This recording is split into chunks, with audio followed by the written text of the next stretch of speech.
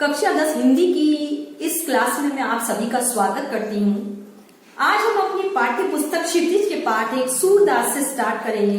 सूरदास के पद पढ़ने से पहले हम उनके जीवन परिचय से संबंधित कुछ चर्चा करना चाहूंगी मैं आप लोगों के साथ। आचार्य रामचंद्र शुक्ल के अनुसार सूरदास का जन्म 1540 विक्रम संवत के आसपास माना जाता है।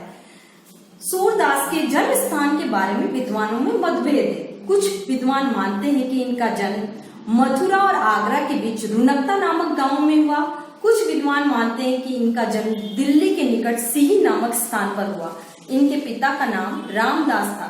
ये जन्म से अंधे थे या बाद में अंधे हुए, इसके विषय में भी विद्वान एक मत नहीं है। कुछ विद्वान ये कहते हैं कि अंधे होने के बावजूद भी इन्होंने जो पद लिखे उसके आधार पर इन्हें जन्मांध नहीं कहा जा सकता, लेकिन फिर भी इनके पदों को देखते हुए इनकी रचनाएं अद्वितीय है। इनके काव्य की भाषा ब्रज भाषा है। इन्होंने श्री कृष्ण को अपना सखा मानकर उनसे संबंधित पद लिखे हैं। ये वल्लभाचार्य के पुष्टि मार्ग में दीक्षित थे। इनकी प्रमुख रचनाएं सूरसागर, साहित्य लहरी और सूर सारावली है। प्रस्तुत जो पाठ है उसमें सूरदास के जो पद अवतरित हैं वे सूरसागर से लिए गए हैं। पहले वाले पद में श्री कृष्ण और राधा के मिलन का बड़ा ही सुंदर वर्णन किया गया है। कृष्ण रसिक शिरोमणि है। किस प्रकार वे भोली भाली राधा को अपने बातों के जाल में फंसाकर उन्हें अपने साथ खेलने के लिए ले जाते हैं, उनसे संबंधित हमारा जो पहला पद है हम उसका अर्थ और व्याख्या देखेंगे। आप अपनी किताब अपने पास खोल कर रखेंगे, उसके पद पर अपना ध्यान रखेंगे और मैं उसका अर्थ बताती जाऊंगी, उससे आप सुनेंगे। एक, बूझत श्याम कौन तू गोरी। बूझत पूछना, श्याम श्री कृष्ण के लिए आया है। कौन तू गोरी मतलब राधा से बातचीत कर रहे हैं तो गोरी यहाँ राधा के लिए आया है। श्याम पूछ रहे हैं हे राधा या हे गोरी तुम कौन हो। वापस सुने, बूझत श्याम कौन तू गोरी। श्याम पूछ रहे हैं हे गौरी तुम कौन हो। कहाँ रहती काकी है बेटी। कहाँ रहती हो।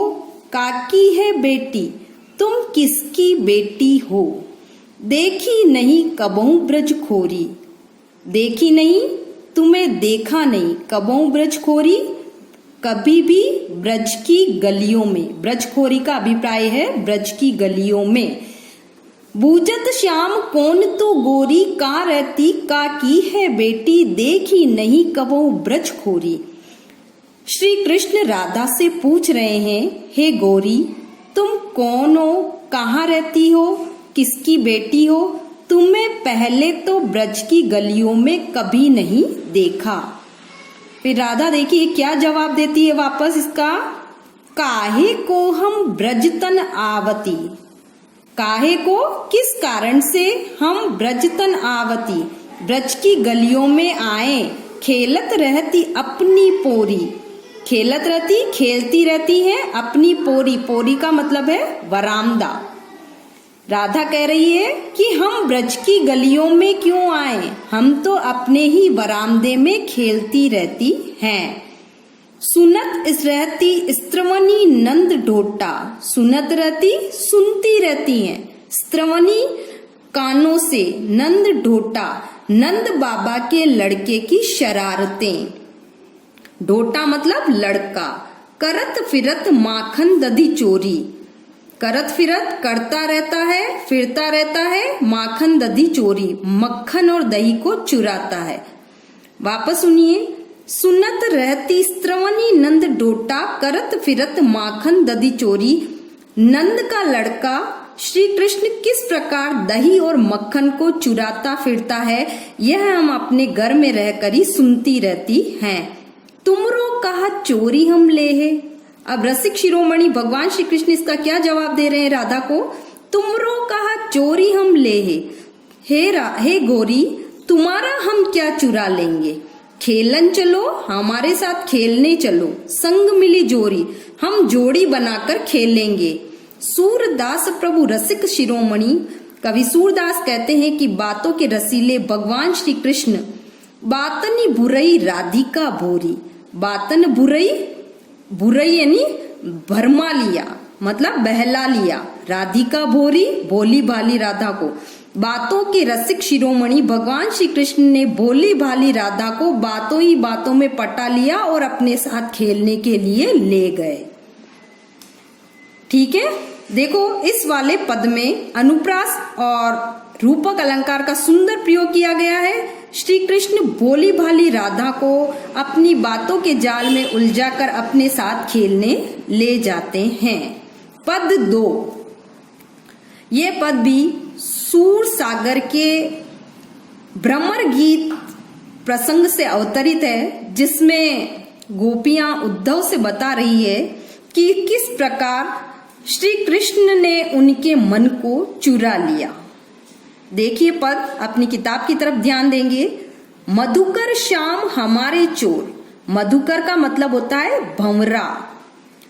भंवरा किसको कहकर संबोधित कर रही है? उद्धव को। गोपियां उद्धव से कह रही है, क्या कह रही है? हे उद्धव, हे भंवरे। भंवरे किसके लिए आया है यहाँ? भंवरे उद्धव के लिए आया है। श्याम श्री कृष्ण हमारे चोर हैं। हे उद्धव, श्री कृष्ण हमारे चोर हैं। मन हरि लियो।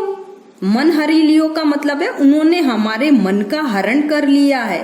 तनक चितवनी में, तनक यानी पल भर की, चितवनी दृष्टि में, पल भर की दृष्टि से उन्होंने हमारे मन का हरण कर लिया है। चपल नैन की कोर, उन्होंने अपने चंचल और कजरारे नैनों से इस प्रकार निगाहें करके देखा कि पल भर में हमारा मन उनके वशीभूत हो गया। पकड़े हुते हृदय उर अंतर। पकड़े हुते हृदय उर अंतर। पकड़े हुते का मतलब है पकड़ा हुआ। हृदय उर अंतर, अभी तक तो उन्होंने हमारे हृदय को या मन को अपने अंदर जकड़ रखा था। प्रेम प्रीति के जोर, प्रेम और प्रीति की डोर से उन्होंने हमारे मन को बांध रखा था। मतलब अपने हृदय में उन्होंने हमारे प्रेम की डोर को पकड़कर हमारे मन को अपने पास रख रखा था। गए छड़ाई तोरी सब बंधन, लेकिन अब उन्होंने सब बंधन तोड़ दिए हैं। दे गए हंसनी अकोर। अकोर का मतलब होता है रिश्वत, और अब हमें क्या कर गए हैं? वो हंसी की रिश्वत देकर यहाँ से मथुरा चले गए हैं। चौक की परी जागत निसी बाती। रात दिन हम आश्चर्य करती रहती हैं। चौक की पड़ी, चौंकती रहती हैं। जागत निसी बीती, रात हमारी जागने में बीतती है। दूत मिलियो एक भोर, और एक सवेरे हमें एक दूत के रूप में तुम जैसा भंवरा मिल गया, जो श्री कृष्ण का संदेश लेकर आया है और हमें योग करने की शिक्षा दे रहा है। सूरदास प्रभु सर्वस लूट्यो नागर नवल किशोर। गोपियां उद्धव को कह रही है कि हे उद्धव, श्री कृष्ण ने हमारा सब कुछ लूट लिया है। नागर नवल किशोर, अब उस चतुर श्री कृष्ण के समस्त लूट लेने के बाद हमारा मन हमारे वश में नहीं है, इसीलिए हम ज्ञान योग की शिक्षा ग्रहण नहीं कर सकते। दूसरे शब्दों में इसका भाव यह निकलता है कि उद्धव श्री कृष्ण का संदेश लेकर गोपियों को ज्ञान योग की शिक्षा देना चाहते हैं, लेकिन गोपियां उद्धव से कहती है कि हमारा मन तो श्री कृष्ण के पास अटक गया है, इसीलिए अब हम ज्ञान योग की शिक्षा ग्रहण नहीं कर सकती। आप अपनी किताब से इस अर्थ और व्याख्या को करने की कोशिश करेंगे। यदि आपको कोई परेशानी है तो आप मुझे मेरे व्हाट्सएप नंबर पर कॉल कर सकते हैं।